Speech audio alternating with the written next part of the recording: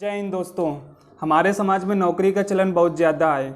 यह क्यों है? यह इस वजह से है क्योंकि अभी तक की जो शिक्षा नीति थी वो केवल नौकरी दिला सकती थी, रोजगार नहीं, क्योंकि वह पूरी तरह थ्योरेटिकल पर आधारित थी। लेकिन अब इसे पूरी तरह से बदल दिया गया है। इसे बदलकर अब नई शिक्षा नीति बनाई गई है। उसके तहत स्टूडेंट्स को थ्योरेटिकल नॉलेज कम और प्रैक्टिकल नॉलेज ज़्यादा से ज़्यादा देने का प्रयास किया जाएगा। तो आज के वीडियो में हम इसी नई शिक्षा नीति के बारे में, नई शिक्षा नीति की संपूर्ण जानकारी देंगे। तो बने रहिए मेरे साथ वीडियो के अंत तक।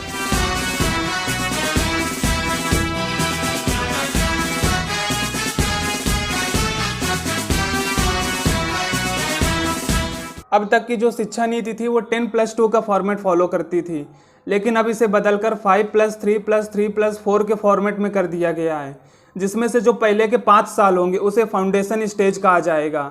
जिसमें से फाउंडेशन स्टेज में प्री प्राइमरी स्कूल के 3 साल होंगे और बाकी के 2 साल क्लास फर्स्ट और सेकंड वालों के लिए होंगे। तो जो प्री प्राइमरी स्कूल के 3 साल होंगे उसकी एज 3 से 6 वर्ष निर्धारित की गई है। इसमें बच्चों को अलग अलग एक्टिविटीज़ के माध्यम से अध्यापन कार्य किया जाएगा। और जो बाकी के 2 साल हैं, मतलब कि क्लास फर्स्ट और सेकेंड, जिसकी एज 6 से 8 साल निर्धारित की गई है, उसमें बच्चों की लैंग्वेज स्किल्स को डेवलप किया जाएगा। और हाँ, एक बात और, जो फाउंडेशन स्टेज है उसमें बच्चों के एग्ज़ाम्स नहीं होंगे। तो एग्ज़ाम्स जो हैं वो क्लास 3rd से स्टार्ट किए जाएंगे। अब अगली स्टेज होगी प्रिपरेटरी स्टेज, जिसमें क्लास 3rd से 5th तक के बच्चे आएंगे। इसकी एज निर्धारित की गई 8 ईयर से 11 ईयर तक।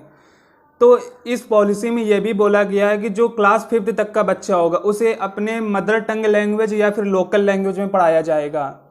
मतलब कि यह बात जो कही गई ये केवल रिकमेंड किया गया है, कंपलसरी नहीं की गई है कि जो लैंग्वेज वाली बात इसे कंपलसरी नहीं किया गया है। तो इसका एक ड्रॉबैक भी है, वो यह है कि जो गवर्नमेंट स्कूल्स हैं तो उसमें तो मदर टंग लैंग्वेज में पढ़ाया जाएगा, मतलब कि लोकल लैंग्वेज में पढ़ाया जाएगा बच्चों को।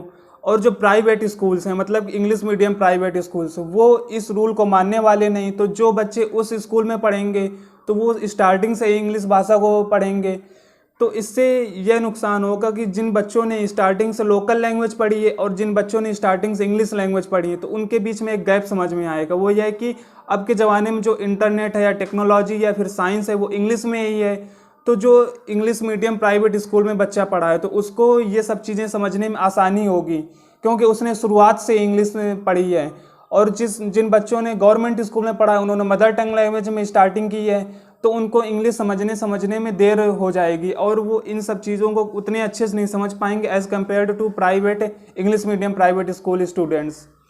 तो यह एक क्लास डिवाइड इसमें देखने को मिलेगा, क्योंकि जो गरीब बच्चे हैं वो गवर्नमेंट स्कूल में जाएंगे और जो अमीर बच्चे हैं वो ज़रूरी है कि इंग्लिश मीडियम प्राइवेट स्कूल में भेजे जाएंगे। तो यह एक ड्रॉबैक है इस पॉइंट का। अब इसके बाद क्लास 6 से 8 तक, इस स्टेज को मिडिल स्टेज बोला गया है।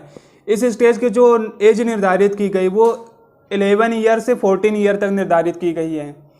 इसमें एक सबसे बड़ा महत्वपूर्ण पॉइंट भी ऐड किया गया, वो यह है कि अब बच्चे क्लास 6 से ही पूरे साल भर में 10 दिन बैगलेस जाएंगे, मतलब कि साल भरे में 10 दिन बिना बैग के जाएंगे बच्चे। इन 10 दिनों में बच्चों को वोकेशनल ट्रेनिंग दी जाएगी, मतलब कि लोकल वोकेशनल एक्सपर्ट्स जो हैं उनके द्वारा वोकेशनल ट्रेनिंग दी जाएगी। इन वोकेशनल ट्रेनिंग में बच्चों को जैसे कि कारपेंटर हो गए, गार्डनर हो गए या आर्टिस्ट हो गए, इनसे क्लासेस लेने को मिलेगी। मतलब कि बच्चे अपने हिसाब से चूज़ कर सकते हैं कि वो किससे क्लास लेना चाहते हैं। तो इन 10 दिनों में उनको बैगलेस जाना होगा, वो एक्सपर्ट से ट्रेनिंग लेंगे, एक्सपर्ट से क्लासेस लेंगे। जो कारपेंटर है या गार्डनर है या आर्टिस्ट है तो इन सब से ट्रेनिंग ले सकेंगे बच्चे। और जो इसमें दूसरा पॉइंट ऐड किया गया वो यह है कि अब बच्चे क्लास 6 से ही कंप्यूटर कोडिंग सीख सकेंगे। मतलब कि जो टेक्नोलॉजी है, जो मोबाइल सॉफ्टवेयर या मोबाइल एप्लीकेशंस बनाने की जो टेक्नोलॉजी है, तकनीक है, उसको सीख सकेंगे अब बच्चे क्लास 6 से ही। तो यह एक दोनों पॉइंट सबसे अच्छे पॉइंट ऐड किए गए हैं, बहुत ही महत्वपूर्ण पॉइंट ऐड किए गए हैं इस मिडल स्टेज में। अब आती है सेकेंडरी स्टेज। इस स्टेज की जो क्लास है वो क्लास 9 से 12 तक रखी गई है और इसकी एज जो निर्धारित की गई वो एज 14 ईयर से 18 ईयर तक निर्धारित की गई है। इस स्टेज में जो बोर्ड एग्जाम्स होते थे उसको तो ख़त्म नहीं किया गया है, लेकिन उसका कुछ प्रेशर कम कर दिया गया है बच्चों पर। वो ऐसे कि अब नई शिक्षा नीति के तहत सेमेस्टर प्रणाली अपनाई गई है। सेमेस्टर के अनुसार परीक्षाएं होंगी, मतलब कि साल में 2 बार एग्जाम्स होंगे। तो उन दोनों एग्जाम्स का जो प्रदर्शन होगा बच्चों का, उसको जोड़कर एक फाइनल रिजल्ट बनाया जाएगा। तो ये इसके अनुसार मार्किंग दी जाएगी बच्चों को। और इसमें एक बदलाव यह भी है कि अब बच्चे अपनी मनपसंद की भाषा के अकॉर्डिंग परीक्षा दे सकेंगे, मतलब कि जो भाषा उसे पसंद है उस भाषा में वो परीक्षा दे सकेंगे। तो ये बदलाव सेकेंडरी स्टेज में है। और तीसरा यह बदलाव है सेकेंडरी स्टेज में कि जो स्ट्रीम्स होती हैं, मतलब कि साइंस, कॉमर्स, आर्ट्स है। तो पहले जो पुरानी शिक्षा नीति थी तो उसमें जो बच्चा साइंस लेता था वो हिस्ट्री नहीं पढ़ पाता था, जो हिस्ट्री लेता था वो आर्ट्स नहीं पढ़ पाता था। तो अब नई शिक्षा नीति के तहत बच्चे कोई भी सब्जेक्ट ले सकता है, मतलब कि वो बिल्कुल फ्री है, वो चाहे तो साइंस भी पढ़ सकता है और हिस्ट्री भी पढ़ सकता है एक साथ। तो यह एक सबसे महत्वपूर्ण और बहुत अच्छा बदलाव किया गया है नई शिक्षा नीति में कि स्ट्रीम से प्रणाली को हटा करके बच्चों को फ्री किया गया है कि आप कोई भी सब्जेक्ट लेकर मनपसंद सब्जेक्ट पढ़ सकते हैं। अब देखते हैं हायर एजुकेशन में क्या बदलाव हुए हैं। अभी तक जो हायर एजुकेशन थी वो कई कैटेगरी में डिवाइड थी, जैसे कि यूजीसी, एआईसीटी, एनसीटीई, इन सब में डिवाइड थी हायर एजुकेशन। लेकिन अब इन सबको मिक्सअप करके एक कैटेगरी बनाई गई है, वो यह है कि higher education commission of India, इसको बनाया गया है। इसके तहत हर एक जितनी भी हायर एजुकेशन की डिग्रीज हैं वो सब इसके अंडर पे आती हैं। और इसमें 2 चीज़ें छोड़ी गई, वो मेडिकल और लॉ एजुकेशन, इन दोनों को higher education commission of India के अंतर्गत नहीं रखा गया है। अब स्टूडेंट्स के पास एग्जिट ऑप्शन भी अवेलेबल होगा बैचलर्स डिग्री में, मतलब कि अभी तक का जो बैचलर्स डिग्री की पढ़ाई थी उसमें यह था कि यदि आपने 3 साल का कोई कोर्स ज्वाइन किया है, मतलब कि जैसे कि आप बीएससी कर रहे हैं तो उसमें आपने 2 साल पढ़ाई करी, उसके बाद आपने बीएससी छोड़ दिया और आप 3-4 साल कोई अदर काम करते हैं, कोई अदर एक्टिविटी करते हैं, और फिर 3-4 साल बाद यदि आप फिर से उसी 2 साल के आगे बीएससी फिर से करना चाहते हैं तो आप नहीं कर सकते थे पुरानी एजुकेशन के तहत, पुरानी शिक्षा नीति के तहत, और आपको फिर से शुरुआत से बीएससी करना होता था। तो आपने जो 2 साल का बीएससी किया था वो समय आपका बर्बाद हो जाता था।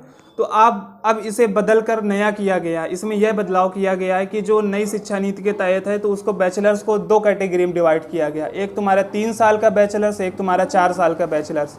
तो जो तुम्हारा 3 साल का बैचलर्स होगा उसमें तुमको बैचलर्स डिग्री दी जाएगी यदि आपने 3 साल पूरा बैचलर किया है, और जो 4 साल का यदि आपने बैचलर कर लिया है तो आपको बैचलर डिग्री विद रिसर्च दी जाएगी, जिसमें जो आपका 4था साल है उसमें आपको एक रिसर्च करके देना होगा, तब आपको बैचलर डिग्री विद रिसर्च मिलेगी। और जो 3 साल का बैचलर होगा उसमें यदि आपने 1 साल पढ़ाई करके छोड़ दिया बैचलर डिग्री अपनी, मतलब बीएससी यदि आप कर रहे हैं और आपने 1 साल ही पढ़ाई करी है तो आपको एक सर्टिफिकेट मिलेगा, और आप 1 साल बाद पढ़ाई छोड़ करके फिर 2, 3, 4, 5 साल जितने साल बाद आना चाहे उसी के आगे कंटिन्यू कर सकते हैं आप अपनी पढ़ाई। यदि आपने 2 साल में अपनी पढ़ाई छोड़ी है तो आपको एक डिप्लोमा मिलेगा बैचलर्स डिग्री में, और यदि आपने पूरे 3 साल कंप्लीट किए हैं तो आपको बैचलर्स डिग्री में बैचलर्स में डिग्री मिल जाएगी। तो यह एक बदलाव हुआ है। तो इसको मैनेज करने के लिए क्रेडिट बैंक बनाई जाएगी स्टूडेंट्स की, जिसमें यदि आपने 1 साल किया है बैचलर डिग्री मतलब बीएससी यदि आपने 1 साल किया तो आपके जो 1 साल के जो क्रेडिट है वो उसी बैंक में ऐड कर दिए जाएंगे। यदि आपने 2 साल का किया है तो जो 2 साल के क्रेडिट हैं तो उसी बैंक में ऐड कर दिए जाएंगे 2 साल के क्रेडिट। तो इससे यह फ़ायदा होगा यदि आपने 1 साल के बाद आपने अपनी पढ़ाई छोड़ दी 5 साल के लिए और फिर से आप कंटिन्यू करना चाहते हैं तो जो क्रेडिट आपने 1 साल में अर्न किए थे तो उसके आगे फिर से आपको कुछ क्रेडिट अर्न करने होंगे, मतलब कि जितने क्रेडिट चाहिए होगा बैचलर डिग्री के लिए उतने क्रेडिट और अर्न करने होंगे। यदि आपने उतने क्रेडिट अर्न कर लिए तो आपको बैचलर डिग्री मिल जाएगी। तो यह एक बदलाव हुआ है तुम्हारा हायर एजुकेशन। अब उन बच्चों के लिए भी इसमें एक पॉइंट ऐड किया गया है जिनके इंटर स्टैंडर्ड में इंटरमीडिएट में कम मार्क्स आते थे और हाई कट ऑफ होने की वजह से वो किसी अच्छे कॉलेज में अपनी डिग्री या अपनी ग्रेजुएशन के लिए एडमिशन नहीं पा पाते थे। तो उनके लिए भी इसमें एक पॉइंट ऐड किया गया, कुछ बदलाव किए गए हैं। वो ये है कि जिन बच्चों के 12th स्टैंडर्ड में कम मार्क्स आते हैं तो उनका एक कॉमन एप्टीट्यूड टेस्ट होगा।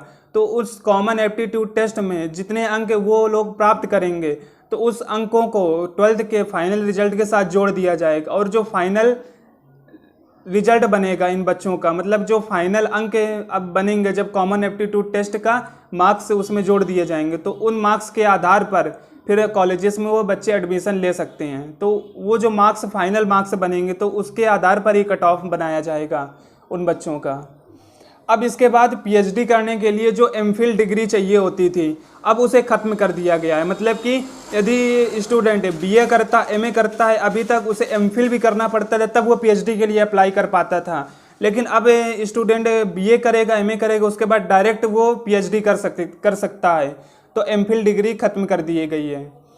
और यदि स्टूडेंट इंटर के बाद टीचरी लाइन में जाना चाहता है तो उसके लिए भी कुछ बदलाव किए गए। उसमें यह बदलाव किया गया यदि इंटर के बाद 12th स्टैंडर्ड के बाद बच्चा डायरेक्ट टीचर लाइन में जाना चाहता है तो उसका जो बीएड होगा वो 4 साल का बीएड किया गया है। यदि मतलब कि बिना ग्रेजुएशन के वो बीएड करना चाहता है तो वो 4 साल का बीएड करना होगा उसे, और डायरेक्ट वो टीचर के लिए अप्लाई कर सकता है। और यदि वो ग्रेजुएशन करके बीएड करता है तो वही पुराने रूल के हिसाब से 2 साल का बीएड होगा उसका, यदि वो ग्रेजुएशन के बाद में करता है। तो ये और 2 बदलाव किए गए हैं इसमें नई एजुकेशन पॉलिसी के तहत। तो और इसमें यह भी बोला गया है कि जो वर्ल्ड की टॉप 100 फॉरेन यूनिवर्सिटी हैं उनको भी इंडियन एजुकेशन में इन्वॉल्व किया जाएगा।